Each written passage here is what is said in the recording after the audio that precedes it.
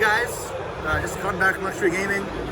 4th Unchained deck profile in a month, but I'll share it, I guess. Top 16 at YCS Dortmund.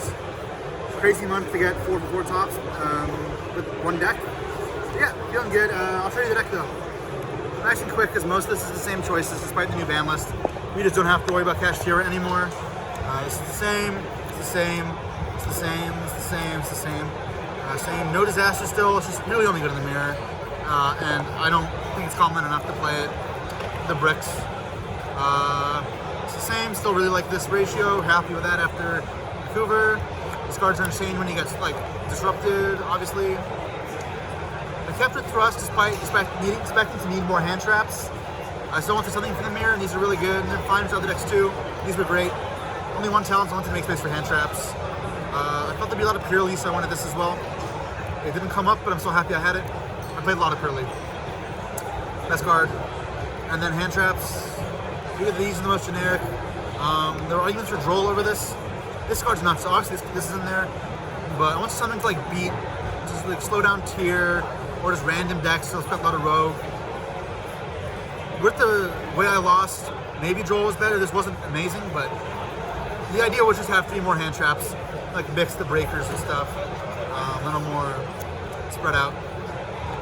It was fine. 41 in the main deck, probably cut it to 40 somewhere. Play 5 hand traps maybe, and just cut this side. For the mirror going first again. There's one other matchup I did this as well, I'm trying to remember. I don't remember. Maybe it's just the mirror. I know I did it in the mirror though. And oh yeah, tier as well. It's really hard. With that much life points, you have multiple turns to win. Something I notice happens more for me than other people. People get nervous against me, and when they have more, they need this. This makes them mess up. Which I know is pretty, like, it's like not going to happen every time, and you want to have a reliable strategy. But sometimes it works. Hey, but yeah. And then Drolls. This card's still good enough. It's just don't like it in the mirror. The one Duster. This is the only back removal card for Thrust, but other than that, I don't think you need back removal. There's no cash. You need to blow that out. And Rescue Ace, I didn't really prepare for Rescue Ace. I didn't inspect it, and it wasn't very popular. And then I didn't inspect Labyrinth much either. And this next Labyrinth match is good enough anyways. Encore, I expect a lot of Purely, and then versus the Dweller decks is fine as well. And then I wanted more for Flu, so we played Zombie World package. If you get Thrust, if you get a Shifter and Draw Phase, you Thrust for this. Zombie World, it's the same idea as Drew McCann, just now it's targeted for Flu.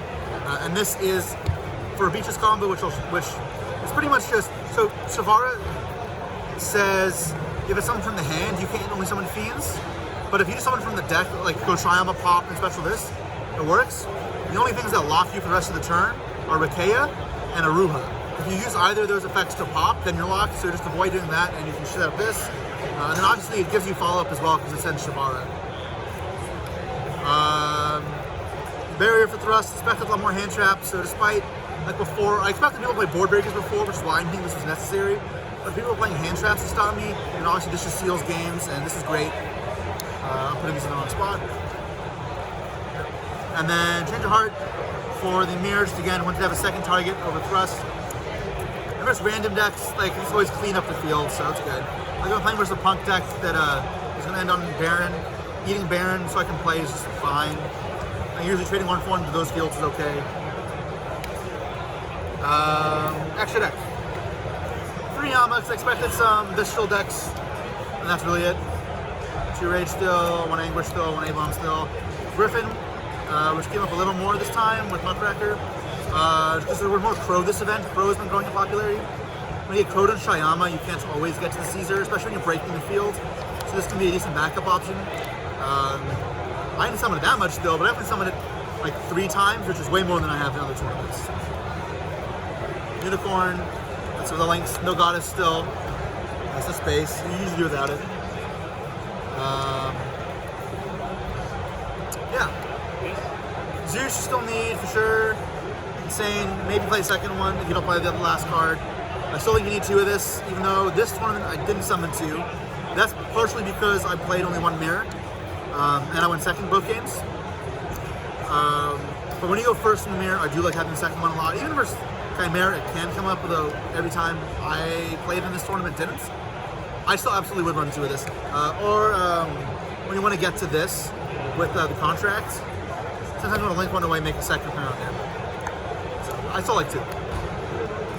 And Beatrice again for the Banshee play. That's it. So that's all, guys. I know this was a short deck profile, but it's not much to say. It's the same deck 4 times in a row. Minor differences.